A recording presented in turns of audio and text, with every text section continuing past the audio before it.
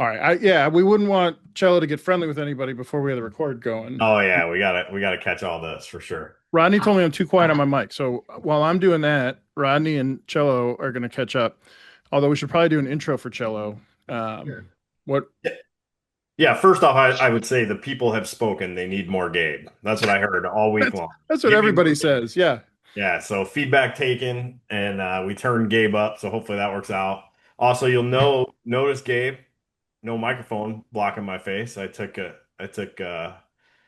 you know, That's right. Yeah. Yeah, action I to can do see it. that. Let's figure Yeah. it out. Yeah, Yeah. that's right. So you're saying like this is not the solution? Is this this It, is it was this might before, make but this addresses all the problems. It's less visual, but more volume probably. yeah, that's right. You got to run it through the leveler, Rodney. We talked about this. The I think Adobe's got something. We're not there yet. We're not there. I mean, currently, I'm like burning my computer up at my kitchen table at like 10 p.m. to get these things converted over. I'm not built for this. There's we'll talk about it later, but there's something that I think auto adjusts the levels. Okay. If stuff's gonna. For cello, I wore my Star Wars cupcake shirt today. A little Nice. R2D2 action. That's beautiful. That's beautiful. So we've got Marcelo Artal joining us from Argentina. Um, a giant flipping bird just landed on my windowsill and then flew away. Sorry, it was. I don't know if it was a crow or That's what. gonna mean something, right? It was bigger That's than my gonna head. Just to be clear, yeah, it was right. that's gonna mean something, right? Yeah, I'm sure I'm dead. Like this is probably the last recorded imagery of me. Something good. I Maybe. mean, Normally, I shouldn't say normally. From time to time, there's a giant hawk that lands like just on my way. So I'm on the second floor, so just on the windowsill here, and it'll land right there, and it scares the crap out of me every time. Every time. I mean, it's a dinosaur, right? Like that flies next to my. Yeah. Sorry, I got off track. Cello. yeah. So let's see. Cello, Rodney, and I all worked at Indigo, but Cello's all and we're all ex-Cargill, so that's fun. Yeah. That's very fun. But so Cello, you should talk about what you did as a trader. So you're a trader, I would say, as your root profession. He's also a writer, an award-winning writer. Yeah. You need, I don't know if you want to cover it here, but I need to Yeah. get your, I need to be able to look up your books and grab one. I always meant to. Oh, they are not in English, Rodney. It's not gonna be. No, so Cello, hey, Johnny AI, don't you think we could grab the PDF and dump it into Chat GPT and it would translate it for us in English? I'm almost sure you can. Yeah, yeah, you can find it in Amazon, and then Let you me, can do whatever you want with that. I want to see if I can remember the plot. So Go just to ahead. be clear for everybody, Cello's legit. He won. It was the Spanish language sci-fi book of the year award, right? Second prize, right? I mean, Oh, not second. the first one. All right. Yeah, So yeah. so Cello was the first loser for the That's right. That's right. and so there's like a artifact, which is to say like somebody's hand or something that was in a tomb. Yeah, And yeah, Perón. So yeah, I remember. you actually remember everything. Yeah. Unless you're looking it up right now. No way he's doing that. Showed my hands. I'm not looking up anything.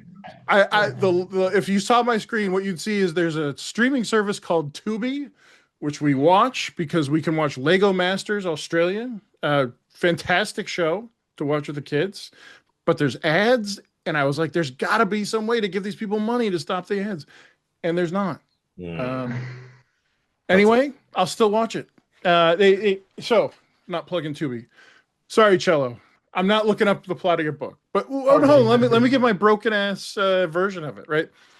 So there's an artifact like from a Catholic in a Catholic cathedral, right? Like Not exactly. It's not a religious thing. I don't know. Your book's not religious, but isn't that where the thing was? Isn't there was a hand that was stolen and nobody knows how it was stolen or where it went? Yeah, so it's that's actually true, right? Like That's Perón was the true. president. It's true in the real world. This thing was stolen Yeah, and nobody so knows how. Perón was the most divisive. It's president in the history of Argentina, right? You have those who love Peron, and you have those who hate him, right? It's been like that, like forever, right?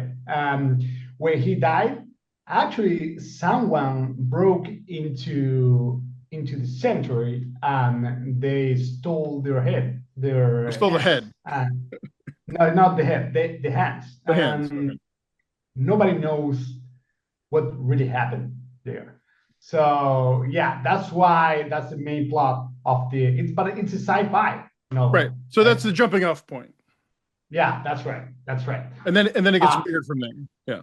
Yeah, so it's a secret, it's in the future, and it's a Secret Service agent who goes back in time to avoid whoever that is gonna steal Peron's hands, right? Because he believes that if he does that, he's gonna avoid in the future all the confrontation you have in the society, right? And okay, so it goes from there. I don't know, guys. It's all right. We don't want to give away the whole plot, but So Cello, after this, send me the name of the book and we'll dump it in, and then people can go. Well, it's in English. It's kind of it actually doesn't make sense. It's called in Spanish. It's called Los Santos Conspiradores del Tiempo. So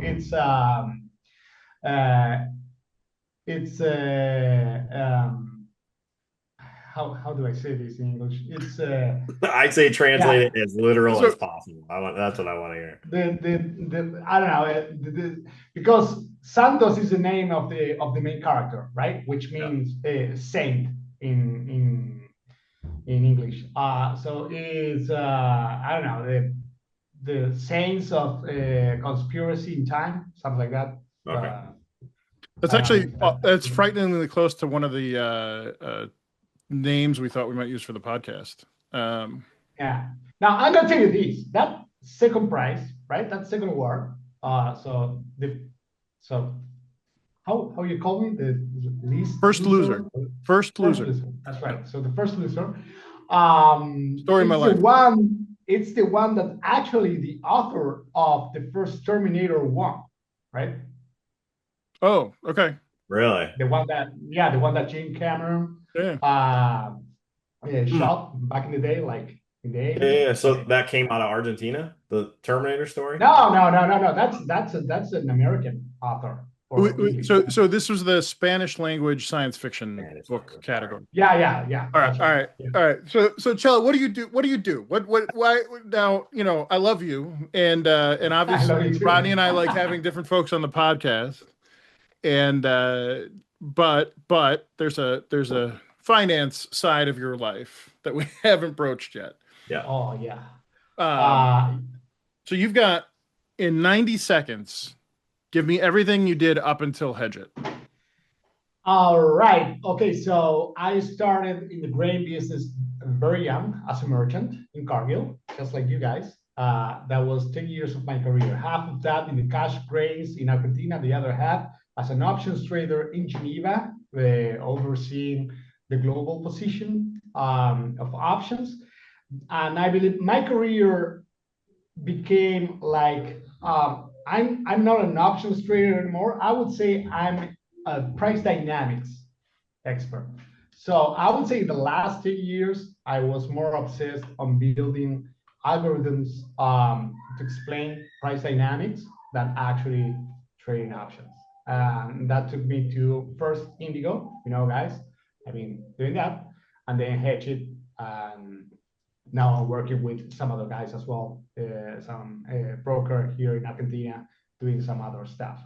But I'm a trader. I love price dynamics. I love to explain mathematically how prices move, basically how they behave.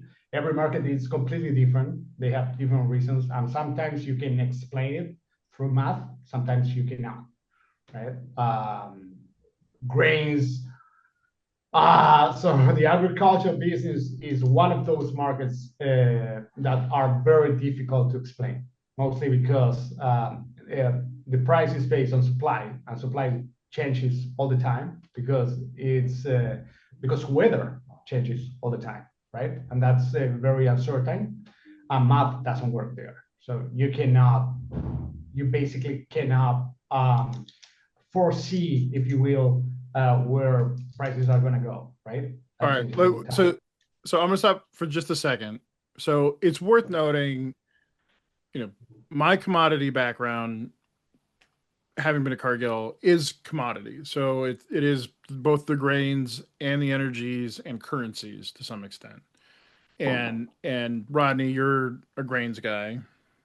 Corn and bean guy. Corn and bean guy. Yeah, not even wheat. Not even wheat. Not really. I mean, not even really wheat. He pretends. But cello uniquely, right? Not just for the network that you and I have, Ronnie, but I think more broadly, I think it's unique to see somebody who's had success in option markets, like in multiple distinct categories. So one of the things Cello and I will occasionally talk about is actually equity volatility, equity options, price dynamics there. And so for me, it's really nice because he knows that he's dealing with somebody that's, coming from the broken world of commodities, so he can translate to me what's going on in the equity market. But we've probably talked about fixed income instruments and stuff like that. And so Cho's got a really unique breadth of understanding. So when he says to us, "Hey, every market's different," like he's lived in every market and knows that they're different.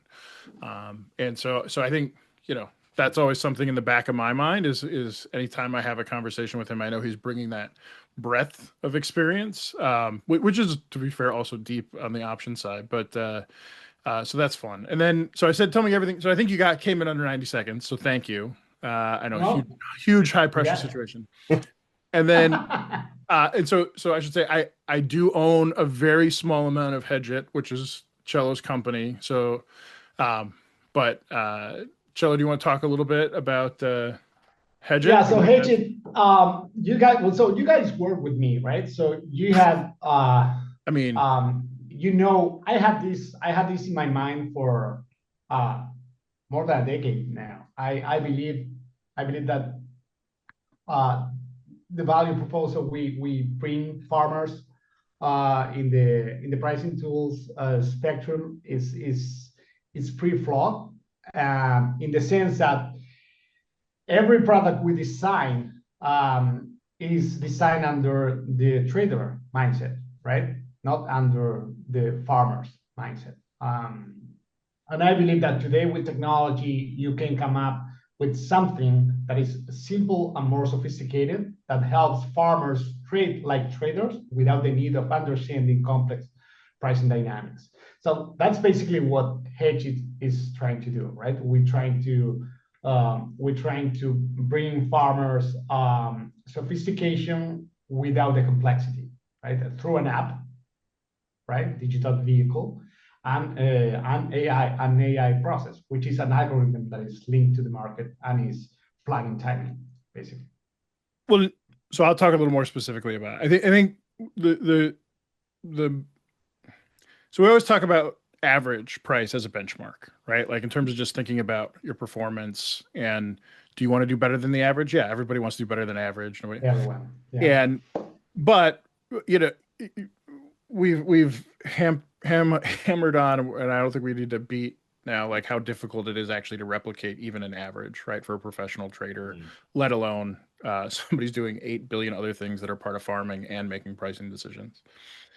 So one of the fascinating things to me is, by using AI as kind of supportive of taking Cello's market knowledge, right? So taking that fundamental option trader and market experience, I'm going to say supporting it or extracting some of those insights using machine learning and artificial intelligence tools. The solution that Cello has is this thing that basically says, hey, if you price at these 5 days over the course of a season, you'll get the average price. And it's not like, price on March 15th, June 27th. It doesn't know ahead of time. So it's looking at all these market factors around momentum and expected volatilities and stuff like that. And so then spits out like, hey, now's the time to sell some grain. And so the idea is it gives you those 5 decision points. And so I think what's really fascinating is, one, it works. So it's within 2 to 5% of the average like It's got 90% chances of being 2% around, 99% chances of being 5% around. okay. So We are not talking comfortably about within ball. We don't five, care about ball. Yeah. most of the time within two. But you know, I mean, I remember for years, like sitting on the desk, the moments we would call somebody to make a decision were generally driven by a report or a mentally convenient market price. Like, oh, we just traded 475, right? And by the way, I got this other thing, so we can get you $5 today, right? Yeah. It's mentally convenient to make a decision there. And so there's two things there. One, it's totally arbitrary, right? Like, right? Mentally convenient is the category. But then the other thing is, like if you're making that phone call as an originator, probably everybody else is making that same phone call to that guy. Like, hey, did you see 475 traded? Like, and so I think one of the big things this tool does is it is not arbitrary at all, right? It's like, hey, this is a moment in the market to make a decision. And so figuring out what those moments are, like it's really difficult. And that I think that's the most elegant piece of what he's got. I would like to put a pause on, we'll come back to the market stuff and talk about some other random shit. So my kids just finished school on Monday. God, poor kids. On Monday. Yeah. So we're recording this on a Wednesday, on June 25th. So June 23rd was my kid's last day of school. Yesterday, I don't know if it got there, but like the temperature is predicted to be the hottest day in Boston ever. Oh, really? What's that? It was about 41 degrees Celsius, 105 degrees Fahrenheit. 41 Celsius. Oh, yeah. Man. I forgot Cello was on the call. I'm like, why are you coming out in Celsius? Like, because I don't understand Fahrenheit. I think more than anything, you should be impressed that I had that locked and loaded. Super impressed and like humbled by your hospitality, Frank. Yeah, he's a great guy. Yeah. And I don't know if we actually got there. Like I had one thing telling me it was getting to 100, another one 106. I haven't bothered looking, but I mean it was really flipping out. But so we just dodged the kids being in school in an insanely hot day. Not air conditioned schools out there. Hit and miss. Right. Yeah. So that happened. But probably the most exciting thing is for my oldest kid who's going into high school next year, had their first captain's practice today for soccer. Okay.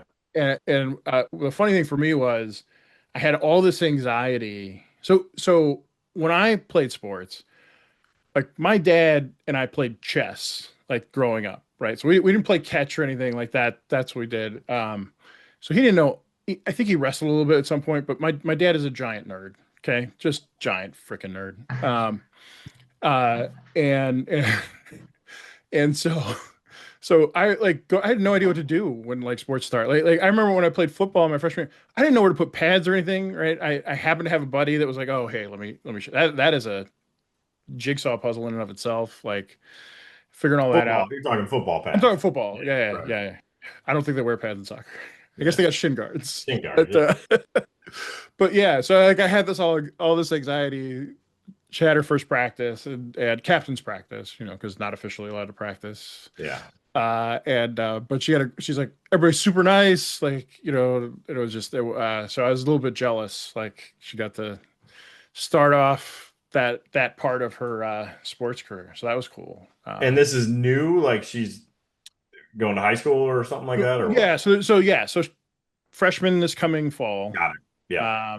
And just kind of getting into it now. And so they've been playing soccer for I don't know, 4 or 5 years now, but they practice like twice a week, and half the time they're not practicing because it's raining or whatever. And I was like, having to take a step back and think about it. It's crazy because it's like when being removed from high school by 25, 30 years now, looking back, it's a fascinating combination of like serious uptick in seriousness of like, we're practicing 5 to 6 days a week. Yeah.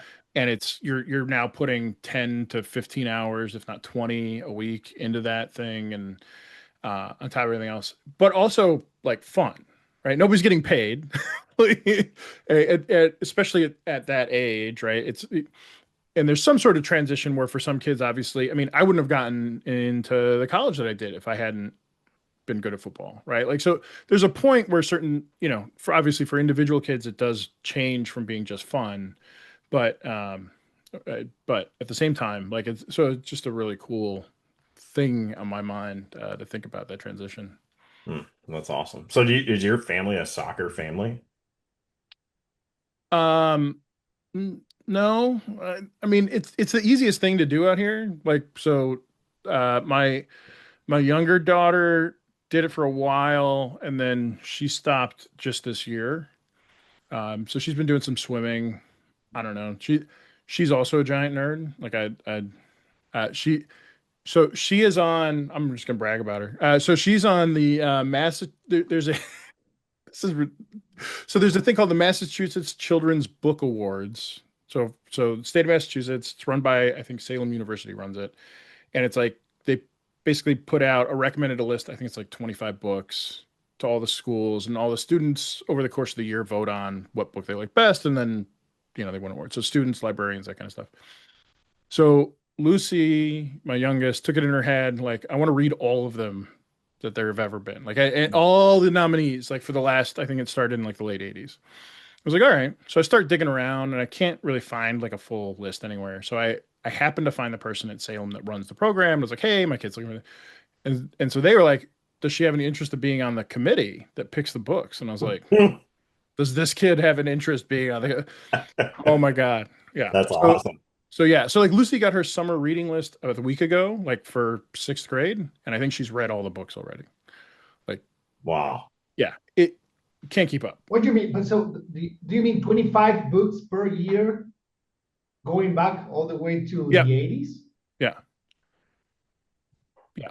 So she hasn't read all those yet. I think she's back. I think she's made it back to like 2011 or 2010, something like that. But The anyways, older lists are harder to find. Those are a lot. Yeah, it's a lot of books. Many books, right? Yeah. Yeah. So we'll see. That's I mean, awesome.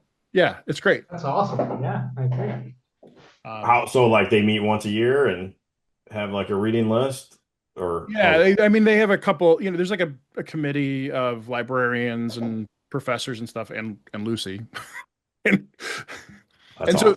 so this year they let her put her own, like, she got this just straight up, she got to pick one of the books that went on the nominee list. Got it. So it's pretty cool. Oh. Yeah. Guys, I'm gonna be switching connection here, so I may be lost for a second or two. Yeah, you Give me bet. 1 second. I got a buddy that is really into soccer hardcore, and he constantly asking me if I watched like the soccer match last night, and it's the most foreign thing in the world. I'm like, no, dude, I don't know that. Apparently right now it's like the big soccer thing, some big soccer thing. Oh, the in US. Yeah, CONCACAF yeah, guys. You don't thing? know that? Dude, No, only so from this those guy.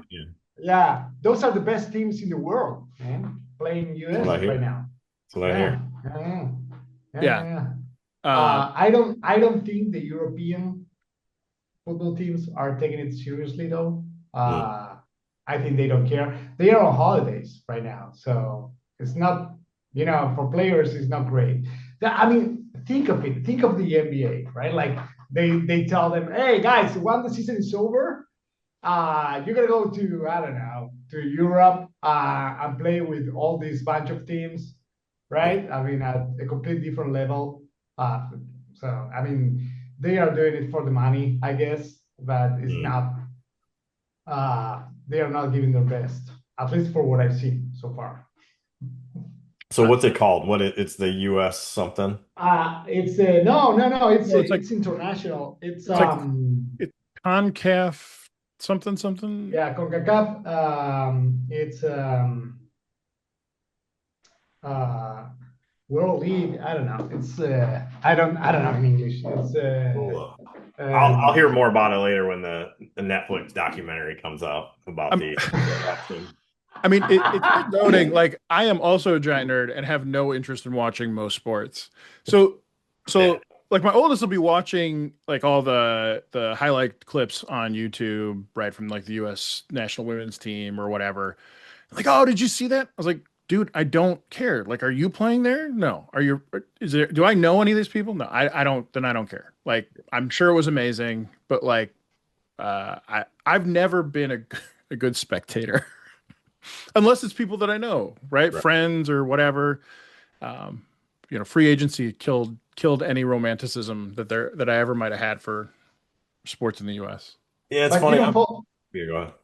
No, go ahead. Go ahead. I've football is kind of my sport. I'm a big football Okay. fan, and I used to watch a lot of Sunday football. Now I think because it's on every day now, essentially during the It's not as season, and special. the Bears are terrible over and over and You're over. a So fan? what's that? You're a beer fan running I or? mean, if there's such a thing, yeah, that's the my shirts have a Chicago Bears logo on Okay, them. that's good. But like really, my Friday night lights high school football, man. Like that's one of the greatest things in the world, I think. Just go there and watch people you kind of know, play some football. See that I could get behind. Yeah. Plus it's Um, like $5 to get in. yeah, Unlike the Bears. shorter You have to commute. pay two hundred and Parking fifty parking's not as dollars bad. Yeah, to go in and watch them get crushed. What have you been up to, Cello? Sports wise, you No, mean? Or just what did you do this weekend? this weekend? So we had a long weekend as usual in Argentina. I don't Are they all know. I long? mean, we There's a have lot of more holidays. holidays. A lot of Yeah, holidays. the working days out here, man. It's unbelievable. Yeah. No, it's good. We had family. Uh, I'm having fun down here with the family. The kids are growing very fast. My oldest Lola is in high school already. That's scary, right? It gets scary very fast. Yeah. They grow so fast. Yeah. No, but it's good, man. We're doing good here in Argentina. Argentina is going through many changes down here.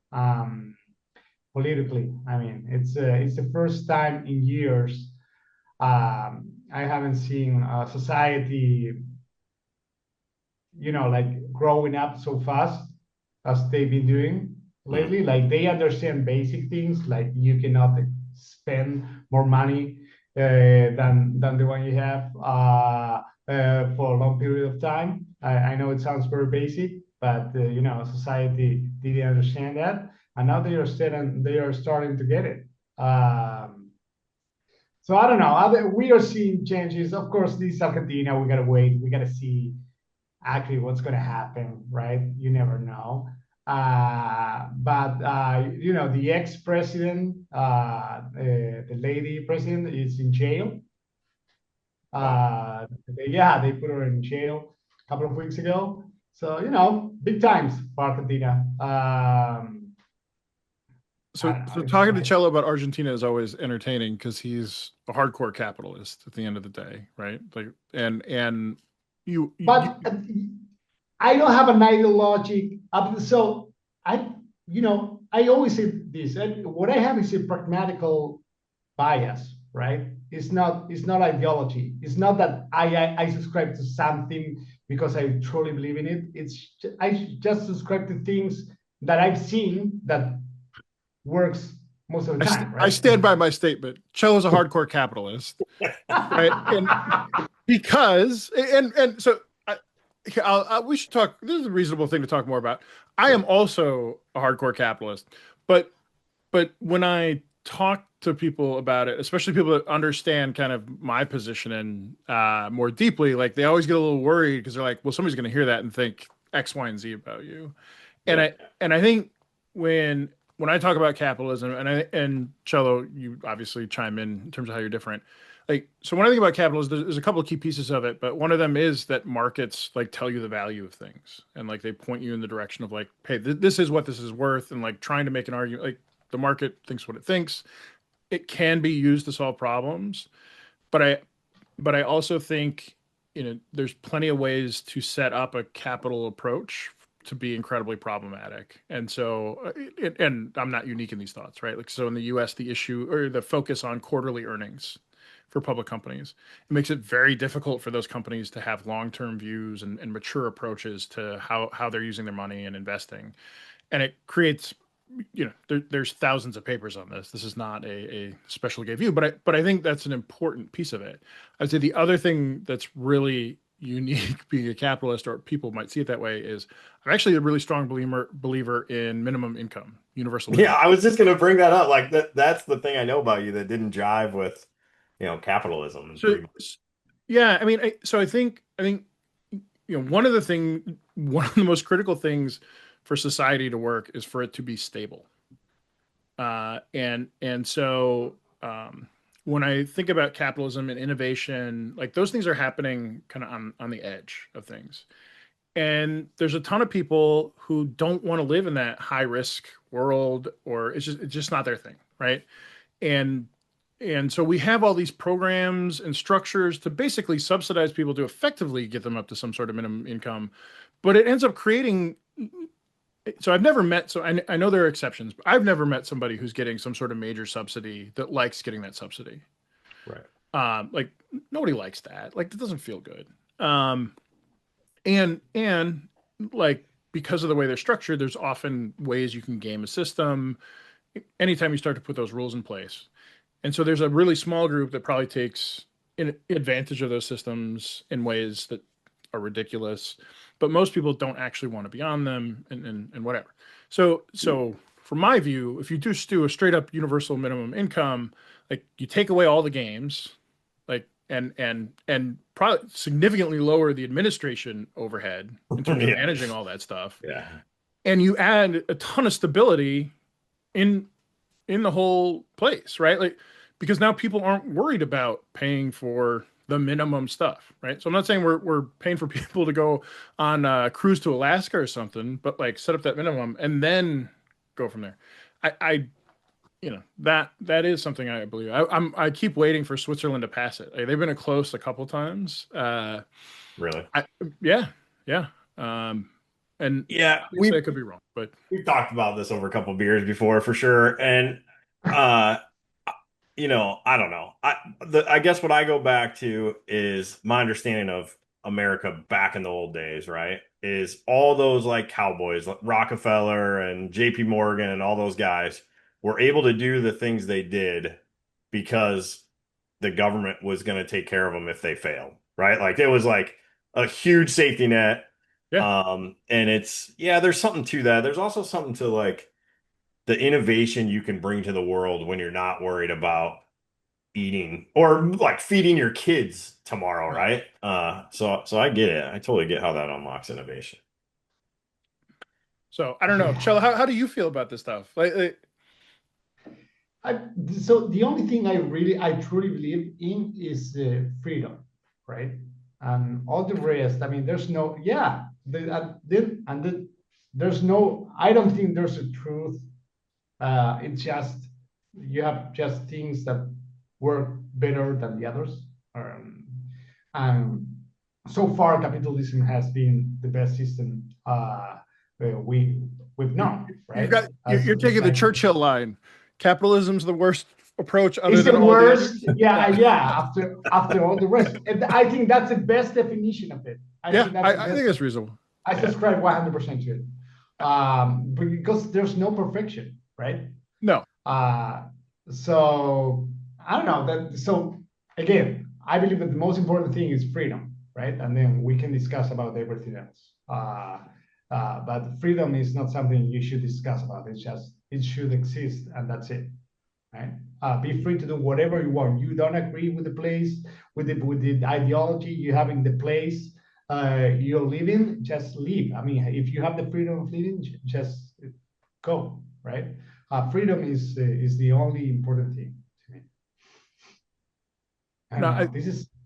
I think it's interesting. So I certainly agree with you that yes, freedom of ideology and freedom of movement makes a lot of sense to me. I do think regulation, the world is too complicated for a complete lack of regulation, right? So the idea that no, I agree on that. I agree on that as well. of course. I mean, then you have, sometimes I think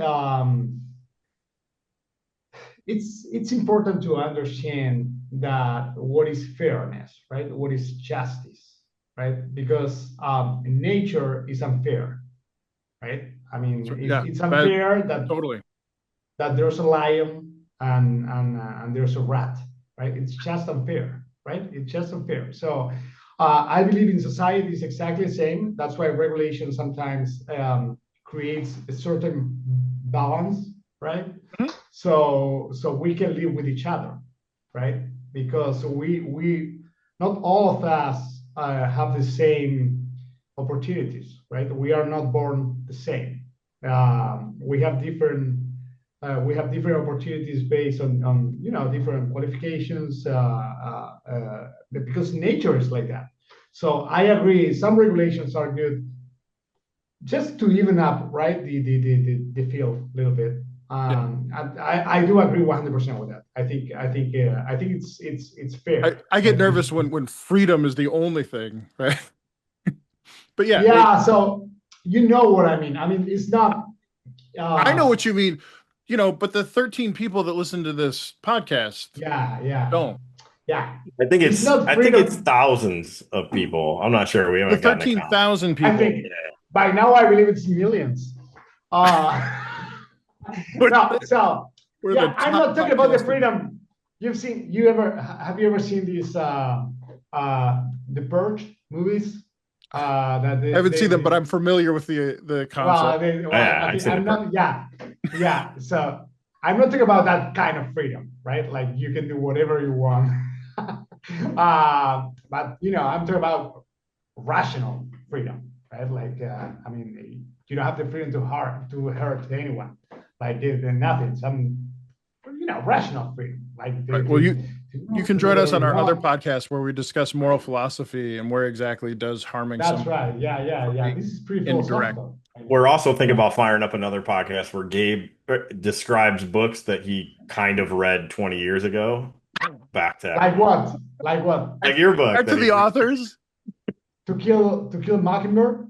Oh, there's a That's lot one of of books my that I was favorite books. supposed to have read. Great book. Yeah. You never Yeah. read it? Oh, that's great. I probably read To Kill a Mockingbird. But definitely, like, by the time I got to be a sophomore in high school, I think I figured out how to not read a book but answer all the questions. Yeah. Yeah. What about Grapes of Wrath? Have you I never read that read it. one? You never read Grapes of Wrath? No. I mean, I think we were supposed to. Steinbeck. That's pretty good as well. That's pretty Uh, good. it's pretty depressing. Steinbeck is my least favorite It author. is impressive. It is, but I think it depicts pretty well what happened in the 1930s, right? Yeah, we can read lots of things about horrible stuff that's happened. Like, man, I am not interested in that in my entertainment at all. Like, man, I can't remember what we said. Like Game of Thrones is a great example. I love sci-fi and fantasy stuff. I like started. I don't know how many Game of Thrones books I read, but at some point I was like, man, these people just do horrible stuff to each other all the time. Like this is just like it's just depressing. Like I'm out. You get depressed. You get depressed easily.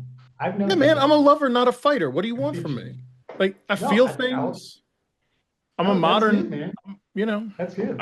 Are you saying Grapes of Wrath is like that, Gabe? Is that Grapes what you're are, yeah, it's terrible. Like Yeah. I mean, it's about the Dust Bowl and It's like very depressing. horrible It's thing very after horrible depressing. thing. Yeah. It's terrible. It's very depressing. So Do not the read only Grapes thing of I Wrath. know about Steinbeck is the book The Little Red Pony. And you know this one? This is one that we had to read in school. And it's like 200 pages of a pony that's on its deathbed, but it doesn't die. Like, spoiler alert, I think it dies on the last page of the Sure. book. And it was like, I remember in high school being like, if we could have just killed this pony in the first page, I'd be done. I'd already have written the thing. It was the worst book I ever read. Rodney's Cliff Notes. Little Red Pony. Pony dies. Should have happened faster. Yeah, I mean, things probably Essay happen in done. between, but I can't remember what they are. So Gabe, I mean, okay, give us something cheerful, a cheerful book, something that you love. A cheerful. Well, okay. Here's one that isn't cheerful, but I found fascinating. Okay. So a former boss of mine, Christina Campbell, recommended I read Team of Rivals. Oh, And great. so Team of that's a Rivals. Team of Rivals. So it's a book about Abraham Lincoln's cabinet. So it's not about Lincoln, it's about his cabinet.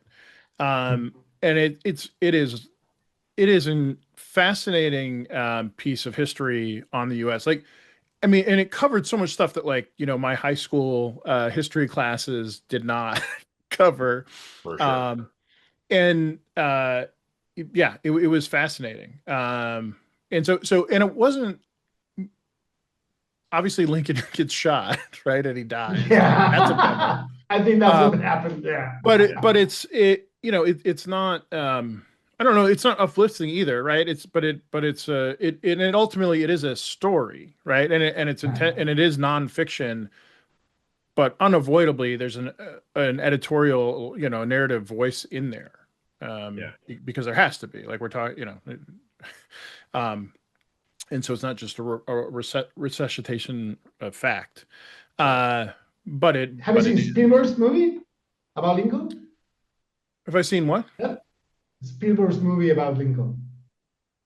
No, but I think it's based on Team of Rivals. Oh, really? Yeah. Okay, so yeah, I so the bet the movie book's is pretty better. good. Oh, yeah, most of the times, yeah, that's Yeah. the case. But So that's the movie is pretty oh, good. yeah. There's a book called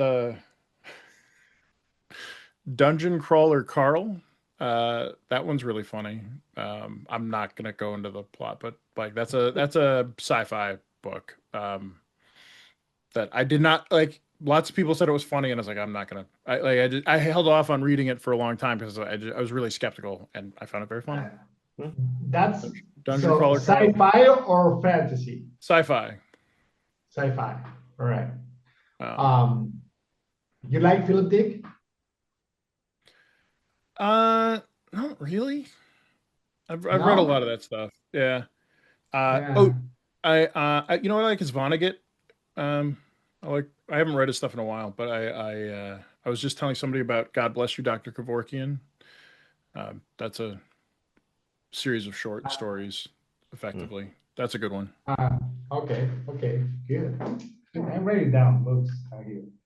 This is, yeah. So last time we talked, it was it Argentina having crazy inflation, or were you in Venezuela? Yeah, Yeah, it was yeah, Argentina. Yeah. yeah. In the last 100 years, that's the case. So you cannot miss with that statement. Pick a moment. It's just an ongoing problem. It's always a problem. No, see, yeah, seriously, I think that the real number, the actual number is in the last 80 years, the average annual inflation is 100%. That's crazy. Yeah, but this So guy, so let's just Yeah, to yeah, make it concrete. So you're saying every year the value of a dollar, or an Argentine peso is half. You can buy half as much as you could last year. yeah, so that's an average, right? So Yep. you probably have like 5 years with no inflation, and then you have a year with 2,000 inflation. But it's not like Uh, World War I Germany wheelbarrows full of Deutschmarks or whatever. Not now, but it used to. Yeah, yeah, we had situations like that. Yeah. Yeah, in the 80s. Yeah. But well, so this new government that started last year, they put in place probably the most serious economic plan I've seen in my life in Argentina. Now inflation is running at 20% a year, which I know for you it's crazy because I mean, we have so our monthly vol is the same vol you have in a year, but it's going down, and I think it's gonna be inflation is gonna be uh, out of the image by the end of the year or Well, 1 year from now. I remember during the election, the guy that won, right? He was running on a platform, like he was running on a platform where, like, he was going to do insane uh changes, and so, like, he like got into office, was like, all right, we're going to go do it, and then all of a sudden he he learned exactly what that would entail and cause. And so, like, even though he was starting way over here, he still pushed things a lot further than people have recently in terms of driving real change and fundamental Yep. approaches to managing stuff. So he's an insane guy, but he's got a great economic cabinet, with serious people doing serious things. Seriously, I mean, what I'm seeing, I never thought I was gonna leave in Argentina to see people doing the things right the way they are doing it. So you don't have any 19-year-olds running the budget down there? No, we have no. We apparently thought that was a good idea. No, man. I mean, we have an awesome cabinet right now. I mean, people that worked in major banks in U.S. I tell you, so the economic team is amazing. He's amazing, and this guy, the president, is pretty insane. He's an insane guy. I mean, it's not. He's kind of like Trump. I mean, he's kind of a clown, but this one he knows economy pretty well, right? And he's pretty convinced. He's pretty convinced about what should be done, and he's executing it. So he's not a politician. He's not really a politician. He doesn't know how to I don't know how to basically make policies, but he's got a great team, and he's serious, and he seems not to be corrupt, which is important. I mean, that's a statement. I don't know you never know, but doesn't seem to be the case. So I don't know. Some things are right in Argentina, or at least are better than they used to be. Well, I guess just to give people who aren't as deeply familiar with Argentine politics. So when you and I have talked about in the past, there's a cyclicality to the corruption, right? So you generally you'll elect a conservative, fiscally conservative person into office who generally isn't corrupt, and then people get upset because a lot of the subsidies and entitlements go away, and then they hire somebody who's labor focused, and then they do a bunch of entitlements, and that group tends to be more corrupt than the other one. No, you know what? No, it's not. No, they're all terrible. Okay. Yeah. So I don't think I ever seen a politician in Argentina who is not corrupt. I mean, there was one when I was very young, back in the 80s. But myself, and I'm 46, I don't think I've ever seen someone who's not corrupt. So it doesn't care. I mean, this is not, in Argentina, it's not two-sided like it is in US. Like you go for a Democrat or you go for a Republican. It's more divided, and you have many parties, and they change all the time, right? But I wouldn't be able to explain exactly how it works. I would say that people for 20 years haven't understood entirely this concept of you can't borrow money all the time and spend, right? There was no concept of productivity at all.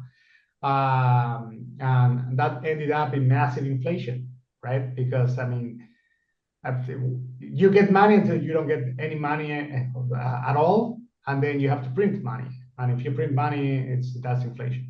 And right now they are understanding that's not the way. All right. I'm going to try to bring us back into ag. Let's go back to it. Yeah. So Rodney will occasionally talk about there's a farmer that he knows or a group of farmers, of which I think one of them reasonably well, and they get together at a different farm every year or at some interval. More regular than that, but yeah. Okay. So they get together with some frequency at each other's farms, right? So they kind of go around and they go through like their farming operation with that group of peers and like look for feedback and suggestions. And it's a super open discussion and really candid and direct around running your farmer operation. It jumped out at me. I felt like there's a group in Argentina that's really similar to that, where what is it called in Argentina? That group of CREA. CREA. That's right. That's right. Okay. CREA, or I thought it was ACREA. Is that?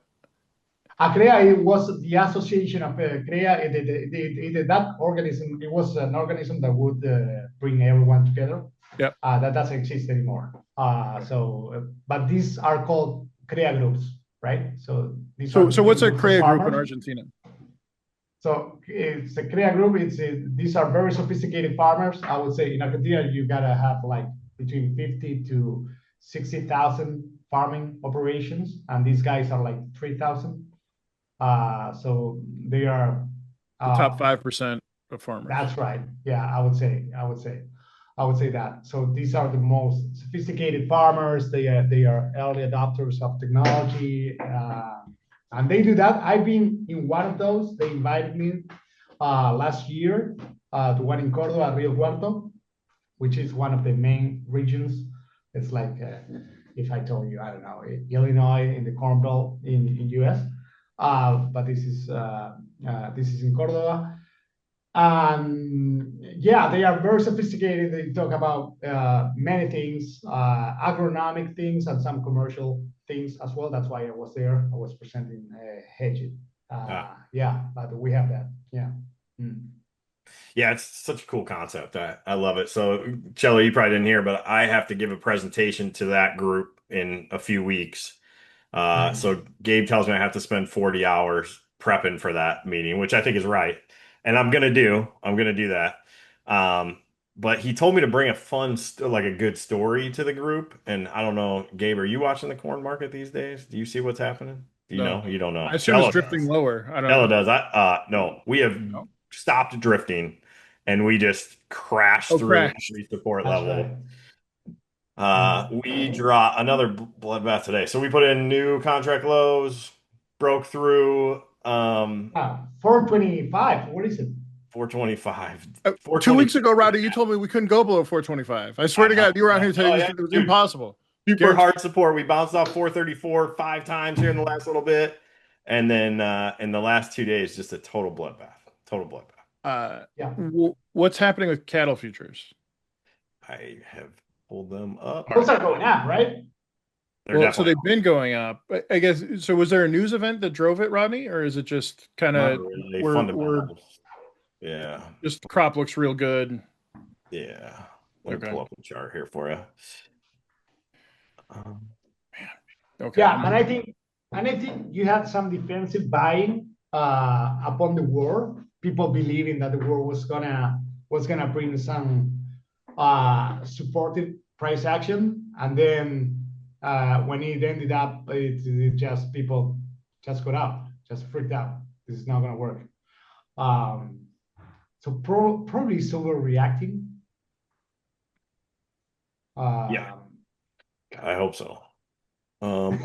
So live cattle is what you're watching there, Gabe? Well, so I think we cut this off before we stopped recording with the podcast and we ended up talking a little bit more, and I said that I think one of the things we want to be really respectful of is making sure we weren't asking Kevin to engage in a conversation that given his role and regulations and everything. And so but from my seat, like when I've been talking to folks, and I think we've talked on how high cattle prices are relative to where they've been historically, right? And my concern from a fundamental perspective was you've got all this money coming in cattle that's still pushing it up and is driving a non-trivial portion of U.S. corn consumption. And there's a couple things going on. So one, just feels like a overheated market, and so we would expect that to come off. And so when cattle breaks lower, that'll drop consumption on the corn side, right? So you make that supply look even better. Yeah. Drive price down. On top of that, I'm worried about the macro unemployment hit we'll see this fall, as a lot of those deferred, what do they call it? When they gave people the buyouts in the federal jobs. I think that unemployment is going to start to show up and be kind of painful. And so that may be what really drives capitulation in the cattle market, because people not being comfortable buying those higher cost proteins.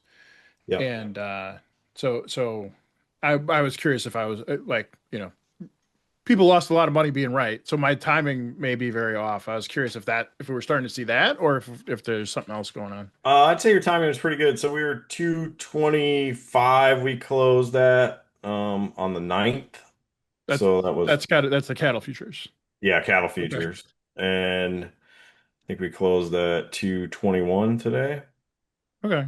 So it's off a little bit. I'll tell you, look at a chart, it's still like a little dip back for sure. But Marketing. Yeah. So I guess to reiterate, I don't have positions in any of those markets, and I'm not selling anything. Right. But I like those are the things on my mind. Kevin asked a question last week, which is there what could drive the market lower, and those are in terms of like a dislocation out of normal corn prices that we've seen the last couple of years. That would be something to me, is if we saw that shift away from the feed needs on the corn side. Yeah, you also talked about energies being a driver for like a breakout, right? We were asking, hey, what would really lead to this? And it was energy. And I think the day after you said that, crude oil started going up, based on Iran and what Yeah, was and then that seemed to be came off. escalating over there. And it just came off overnight. I mean, absolutely overnight. Oh, yeah, I'm surprised by the low expected volatility in some of these markets, right? The implied vols, just with everything going on in that geopolitical landscape side of things. yeah. I would expect more vol to be priced in. And then did we end up hitting highs in the S&P today? Does anybody know? I know we were getting, It's close. Yeah, it's close. Yeah. it's I mean, as usual, it's a fascinating, I mean, that's the fun thing about the market, right? The market, broadly speaking, is always doing something somewhere. But corn vol is not that low, right? Where is it? It's like Dude, we were 22 talking or last so. week and it It's was about like 20. it was I think 22. it's about, yeah, 22. That's not low. That's low. That's low. I would say that. Well, at least for No, this time of no, that's year. not For very this low. time of I year, mean, dude, low is closer to 15%. but this is great. I We're checked gonna it. argue about vol. So okay. So cello. So okay. I don't. We should be pulling up a bunch of historical applied vols.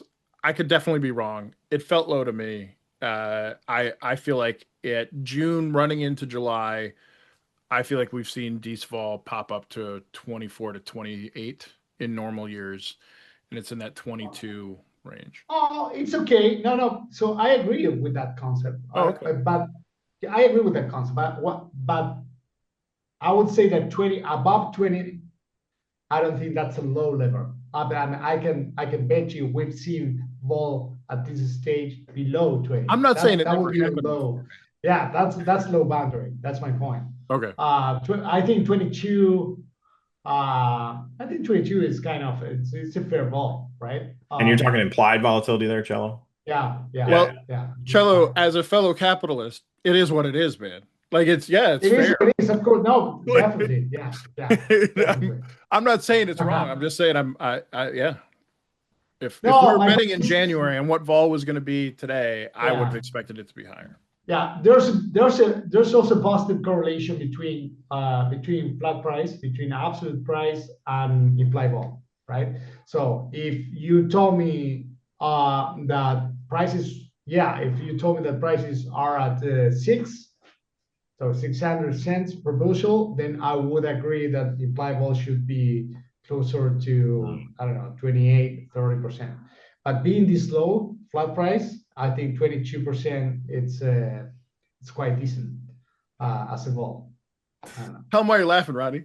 I mean, me and Gabe had an argument, not an argument. I conceded that higher prices implied greater volatility, right? Like that's essentially, and you're saying that you would I'm saying expect more that, yeah, volatility as yeah. prices. I do And not believe that. no, I would agree that there is some correlation there in that, like, yeah, the scenarios that tend to drive higher prices in the market tend to result in a higher volatility because it's unknown, it's greater risk around supply, generally speaking. At the Well, same that's time, exactly right. Yeah. at the same time, it just because we're at a higher price, that does not mean that the vol is going to be any higher. And in fact, No, no, but it's a consequence. No, I agree with your concept. But here's the deal. Usually, when prices are higher, there's more uncertainty. That's why prices are higher. You have to take into account that the grains market is a supply based market, right? You agree with that? Like demand, demand is again, I think what I said is nobody goes, "Oh my God, there's too much corn." Like that doesn't happen. Like that's exactly right. Yeah, that's exactly right. Yeah. Well, yeah. So the panic generally comes in at higher prices, not at lower prices. That's exactly right. Yeah. But at the same time, that's like you'll see that more frequent. But I think the critical piece is that people remember that just because the market is higher, that does not mean the volatility will be higher. No. I agree with that. So yeah, it's not. No. And so there's a fundamental reason behind, right? But usually, what you see on the screen is because when prices are higher, it's because there are concerns about supply, right? So the S&D it's tighter basically. So and that's why more uncertainty. That's why implied vol usually is higher. But it's not just because of price. It's not just because of it. So Rodney, with corn taking some licks, or what's the vibe? Shut off the computer and go to the bar. Essentially, is the vibe I think around here. It's rough, man. I mean, So as you know, prices didn't get to where anybody wanted in the last few months, right? And what it led to is a bunch of accumulators, right? Which is fine. Accumulators just crashed through those knockouts essentially today. If we had a ton knockout yesterday, a bunch more knockout today, and if this continues, we'll have a bunch knocked out tomorrow. We're right on the cusp there. So, I mean, we got the crop report on Monday, so they're gonna, get those final acreage numbers is what happens. So I don't know. You kind of sit here and hope that we're taking a bunch of prevent plant on corn or Nebraska whatever. forgot to plant. Yeah, exactly. So Rodney, what's a B plan? What's a B plan when accumulators unwind? I mean, what do you do? Well, that's what are these the ones that end up pricing at a level even though they knock out, or are those they're just wide open? Floors are gone. Yeah, I mean, so there are some, but most guys were opting to take that extra premium, and leave the floor uncovered. I'll tell you, it's hard to say what's going to happen. It feels like a big crop. It also feels like a relatively tight stocks to use ratio right now, right? So it has to be a big crop. What I think is interesting is we're projecting record yields on record acres, which can be tough, I would think, right? I'm not saying that we're going to be tighter than it is, and I think the usage numbers are where we could see some really negative surprises. I totally agree with you on that. That being said, exports are on fire, still continue to be on fire, right? So demand is drawing forward here. Yeah, so what do we do? I mean, there's times when you buy futures and there's times when you sell futures, and I'm not the kind of guy to recommend unsold farmers to buy grain, as we've talked about a lot on this podcast. But I don't. I'm not really telling guys they should be selling this number today. I don't know, Cello. What's Hedgit saying, man? So yeah, we don't have the crystal ball. We don't know. I mean, what we do is Hedgit focuses on timing, right? And so the algorithm really doesn't care about.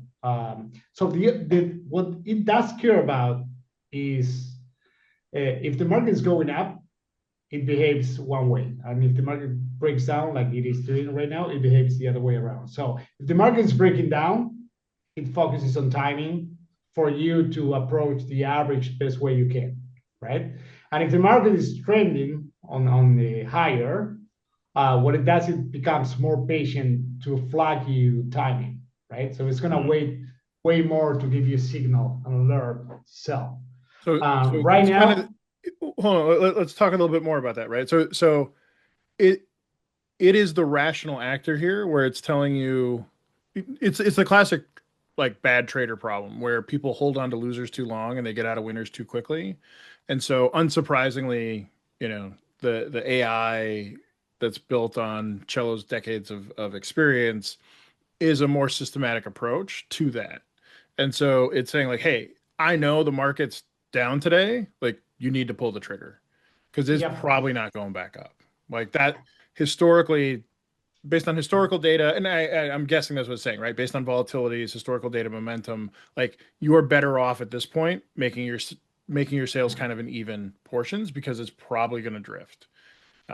Rare, it would be a pretty significant externality, not impossible, but pretty significant that would drive the market into somewhere higher. Is that Yeah. So the way the algo has been developed, and this is the second generation now, it's based on the concept of I would say trade-off, right? Like so we as traders, the best we can expect from our jobs, if we want to do a great job, is to optimize the trade-off between speculating with the market going higher or whatever position you have. But let's say we are farmers, right? The best thing we can do is optimize that trade-off between speculating with the markets going higher and improving margins and hedging risk, right? Those are the two things you have to balance. That's you're juggling all the time with those two variables, and that's the best we can do. And that's how the algo works, right? So when the algo identifies that this market has gas to keep going up, it gets more patient, right? Because you're improving margins, and it's going to wait a little more to tell you go sell, right? But if the algo doesn't identify the typical higher highs, higher low structure, is going to come out and say, you know what, you got to sell, right? Because you have to protect your margin. And I believe that's the best we can do, right? What I'm trying, every time I'm with a farmer or with anyone who is interested in Hedgit's technology, I tell them that the most important change of mindset you're going to come up with is you're going to forget about selling the highs, right? Spotting the highs. Discipline. And you know what? It's unbelievable how many people they look back at how well they traded, how well they sold, and they compare themselves with the higher with the highest price, right? Observe. That's crazy. That's gambling, right? They That's don't what want to you be the do first loser, at the Cello. roulette. No, I know, but they don't stop to think about it, right? Because that's roulette. It's not an right? appropriate benchmark. No, it's the No. worst benchmark, but it's also the only actual benchmark, right? Like you talk about average price, we'll argue about average harvest price, average seasonal price, average annual price. Like, But that's a good point, Rodney. That's a good point because it's interesting how farmers, when they are optimizing the yields, they do take into account average yield of their zone, right, or wherever area they compete with. But they don't do that with prices. They just go and look at the highs, right? yeah. And I think it's mostly because of they don't really we traders haven't done the job pretty well at conveying market concepts in a way they understand, right? No, it's true. No, I think I mean, that's a great point, right? If the way so picking a different segment, if we look like at a fund, like a hedge fund, right, that's trading equities, they get benchmark against other funds. Yeah. Right. And obviously the average index performance. But really what I want to know is compared to other managers, how is your return? Right. Because it could be that you were a loser this year, but you were way less of a loser than everybody else, in which case you're amazing. Yeah. And so I think, the ideal comparison then in that context, in the same way of looking at average yields in the area, it's like, I want to see where all my neighbors made decisions, right? How did I compare to everybody else who's in my shoes? How am I doing compared to them? And the problem is down at the coffee shop, everybody's telling you about the high they sold, right? They're not gonna like rare is the guy that'll come out and tell you, yeah, I just made a terrible decision. Well, not only that, where I think the hardest part about the cash grain business is the complexity, right? So you got futures, basis. If you're talking about trying to figure out my average price, it's actually a weighted average price, which is insanely harder to do than, it's doable, but it's harder to do. Service fees, option, yeah, oh yeah, I bought a $5 put. Oh man, you must be a hero. Yeah, I paid $1.50 for it, right? Like it's just there's just too much information to really aggregate in an easy way to be able to do that stuff, Yeah. So what I mean when I say we don't do our best to convey the right message to the farmer to explain well what hedging means. Ultimately, optimizing this trade-off between speculating with prices going higher and hedging risk, is that we don't put it in a way they understand, right? So what we do in Hedgit, and it works pretty well, is we split the problem of hedging in, I don't know, call it from planting till harvesting 200 days, right? And every day is a dot in a chart, and there you can see volatility. And then your problem is you got to pick 200 of those points to sell, right? It's not an easy problem to solve, right? But when you put it this way, they start to get it, how difficult it is to actually approximating the average when you have limited time, because the farmers, they cannot be in front of the screen 200 days in a row, right? Trying to approach an average. So they have to make 1, 2, 3, 4, whatever, 5 decisions, right? And how do you make those decisions the best way possible, right? When you start to convey the message to them like that, they start to get it, right? Now, the problem we have, we traders, is that we come out with these, awesome names, and now we got it. Yes, accumulators, and yeah, you're gonna double up, and then you're gonna knock out, and how many crazy names we have out there. It's very stimulating. We love it because we've been in this business for more than 20 years. But these guys, or I would say that more than 90% of these guys don't get it, don't understand, and they and there's no reason why they should understand, because they do something else, right? Exactly. They dedicate themselves to something completely different. Well, So I think that's key. Ronnie, I want to go back to you said, well, what do you pick? Do you pick the seasonal? Do you pick the hard? Yeah. So something that's interesting to me is this is one of, if not the only scenario where you're retroactively grading your performance. I've never been in a job where I got to go to the end of the year and tell you what my goals were for the year. Yep. Right. Let me tell you what goals I wanted for the year. I'll pick the way you're gonna no, it's before I go into it, I have to figure out how I'm gonna judge it. And I think that's part of the challenge, right? Is nobody wants to do that. And it just because it's hard. Yeah. But I think that might be a different framing to think about it. Like let's figure out today how you're going to judge your performance in November next year. Yeah. And it may not even be based on price at all.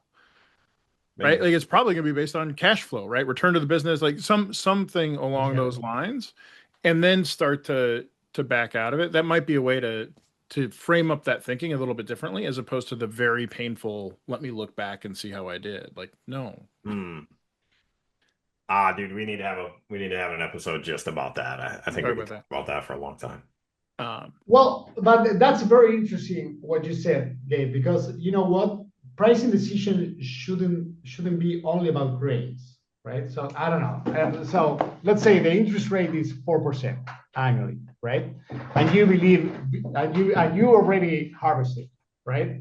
And you have your corn, right? You haven't sold it yet, and you believe you're gonna hold to it, right? I don't know. You have a silo, or you're gonna hold it in an elevator, and I ask you, okay, so how much you think corn is going to go up, and you tell me, well, at least 5% a year, that's a dumb decision, right? Just Right. sell your grains, put that money, right, in a bond, right? So there's plenty of decisions like that that could optimize your full equation, your full economic equation. There's a lot of work to be done in that spectrum for farmers, a lot, and I think artificial intelligence is going to help us a lot to come up with models that are going to help farmers improve their margins with these complex decision making processes. Dude, I love it. Do you the other thing I love about artificial intelligence is that everybody's always they add a persona to it, right? Personified it. Like you just said, your model is patient when the market's going up and it's like more aggressive when the market's going down. Have you thought about building in like making the algorithm throw their desk across the room when they check the markets This this is the morning and table realize all flipper. their knockouts happen? No, I have not, but it's a good idea, man. It's something aggressive, violent. Yeah. Just watch out. Next year, you're going to hear about Cello's bean table flipping algo. Like this is, it throws a tantrum. When the market gets too low, it throws a tantrum and does nothing. Hey, we probably should start to wrap this up. Cello, how do farmers interact with you, or how do you make money? No, I'm so not asking. no, Do yeah, you sell so this to farmers? Do you sell this to what? yeah, no, so that's a good question. Or so the way I see it, in this business, you have two type of users, right? You have the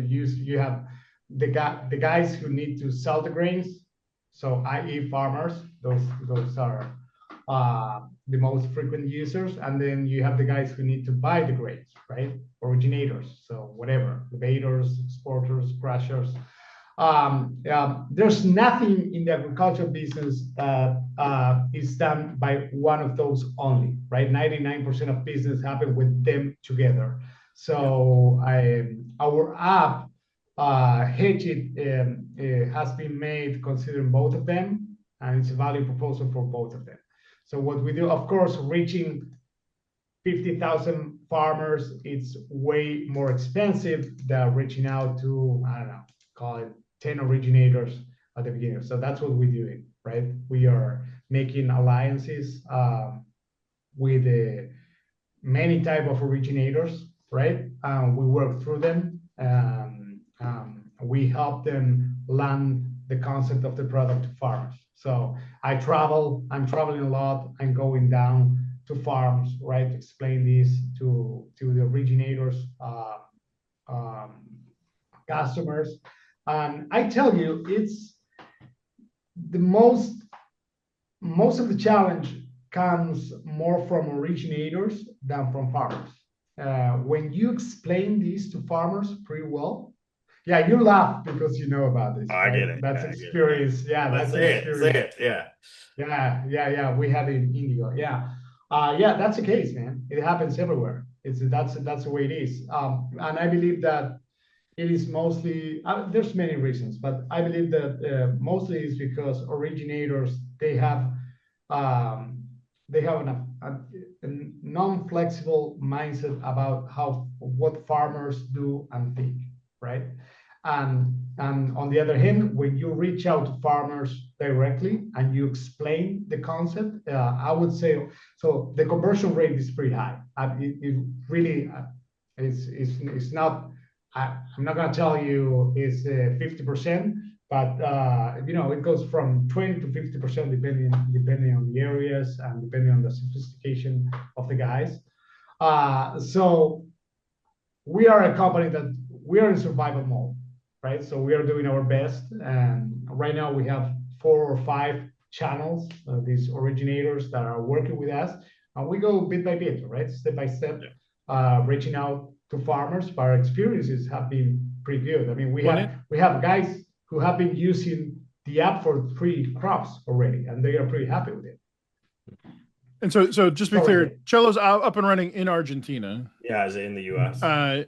And so do you want to tell us the originators that offer the app to their farmers today in Argentina? Yeah, so you're not gonna know them. No, we're not going to know them. But if somebody in Argentina happens to listen, I did see we had one listener from Argentina. I suspect it might be Cello, but probably. Yeah. But he's going to share the podcast, and right. so then his wife's going to listen, and his kids. That's right. Next time I'm gonna use a VPN from US, so you don't get confused. No, so it's basically two. We have five, right? One of them is a broker. I'm working with them. He's an investor as well. So we are working with Hedgit and some other side projects. What are their names? Oh, Valserial. This is Valserial. Okay. Then we have one is called Grupo Quemu, which is an big elevator from La Pampa. Another big elevator from La Pampa is called Lartigoyen. Lartigoyen is I would say is one of the biggest grains operation on top 20 in Argentina. Then we have two COPs, right, which are big elevators cooperatives. One is probably the second or third biggest in Argentina. It's called Cooperativa Unión in Córdoba, and the other one is in the north of Buenos Aires. It's called Ascensión. And we may have one big name coming in. I'm not gonna burn it. That's why I'm not gonna say it. We don't need to cause trouble there. Yeah, but we may have in the next couple of months with one big name. I'd also say for those of you who are working with Rodney, if you want Rodney to figure out to get access, like there's nobody in the U.S. using this right now. No. If that sounds interesting to you, you should reach out to Rodney and have a talk about it. That's what I was going to ask. I mean, you could do this in the U.S., right? Yeah, we need money, of course. I mean, you need to invest, right. But I would say it's fairly cheap and fast and easy to be done in a couple of months. For someone who's got the capital, it's not prohibited.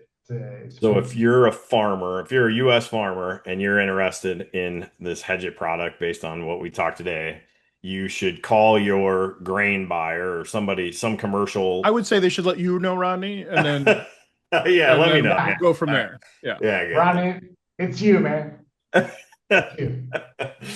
Cool. Just call Rodney. 080.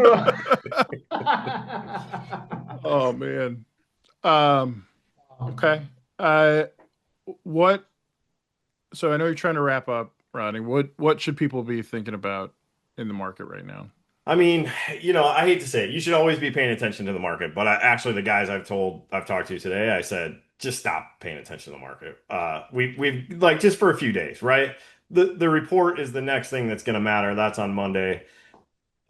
My guess is it's either going to be the wildest day we've had in 6 months, or it's going to be a complete like yawner, right? That's like kind of typical. And then we got 4th of July coming up. Usually that week, like June 30th through the 4th of July, kind of sets the tone for the summer. I don't see a real reason today to like try to get in the way of it, right? Just kind of let it do its thing and, hope we see opportunities down the road. You're not working any sell stops anywhere, you're telling me. It's just hard, dude. I know I probably should. The sell stop is 100% locking in a loss today. And I can't make myself do it. All right. Cello, any thoughts? Well, I have no fundamental thoughts for you guys. I mean, the best thing I can tell you is just, don't get greedy, right? And reach that balance and optimize that, again, that trade-off between speculating with the higher market and hedging risk, right? That's the best advice I can give any trader, not only farmers. So What's Rodney, that? Live cattle. so this is the Dees live cattle market Yeah. weekly. Yeah. How's that look to you? I mean, that looks pretty bullish. I Yeah. mean, well, yeah. I'm just That looks look, like expensive I'm not a steak, technical man. guy, so I'm not going to draw like, channels on here or something. Yeah, But right. I mean, and I did weekly because I was like, again, I'm not day trading this or anything. That's a market that's been down 3 weeks in a row, pretty good. Yeah, no, it's definitely come off since you've talked about it. And like, would you say that the high chart there, that's like what they call a key, that's pretty classic key reversal, right? Um, I, that's probably Uh, only on a day chart. I would say you should find defense between 207 and 204, and then try to check resistance close to 210. Right? That would be the famous head and all shoulder. right, sure. There's probably so yeah. So there's no support resistance numbers in here. Probably around those levels, but I mean I guess I bring this up because let's use that let's just use 204 because it's nice and cleanly on there. I, Again, looking at things that would fundamentally drop corn prices, it's going to be like I think the biggest risk today is a drop in consumption on the cattle market. And this, I'll agree with you. This is by no means does this look like it suddenly is like headed into Right. zero or something. Yeah. At the same time, if suddenly it starts going lower, because it's so overbought, or because I don't even know that it's overbought because it's so high relative to where it's been historically. Like the momentum when it does turn will be harder, Yeah. and it will force out a lot of those new cattle operations. So Yeah. I'm not And saying do something today. I'm just saying like that's another thing to yeah. keep an eye on. Yeah. Dude, someday we should talk about sell stops as a marketing plan because I would say that is the hardest thing to do. Um, I think it's a whole lot easier if we're talking record prices, right? If corn was It's seven always easier to dollars when you sell at showed us that profitable levels. chart, Yeah, yeah, I'd say dude. yeah. Yeah, this is Sell a stop market. terrible like I'm it's like gallows humor, right? When we're laughing about it. Like it's terrible. Yeah. I'm frightened to open up what the U of I farm doc has on profitability right now. Oh, Yeah, it's terrible. But like I think the important thing is to remember is it can get worse. yeah, it certainly can. So Yeah. Yeah. anyway, okay. On that huge positive note, I'm 2 days into the summer. I know you guys. Rodney's been in the summer for like a month and a half. I'm Like 2 days almost into over. summer, Yeah. so yeah. I don't know, man. All right. Well, so Cello, thank you so much for joining us. Thank you I've for enjoyed inviting me. the discussion as always, and yeah. Well, I wouldn't be surprised if we have you back sometime. Yeah. Okay, but my pleasure, man. It's always a pleasure to share a chat with you guys. Sharp people. I don't know about that. Rodney's, we got to get somebody else on so he can actually mean it when he says it next time. No, Two I'm guests. meaning it. I'm meaning it. Thank you very much, guys. Yeah, thank you. It's always a pleasure.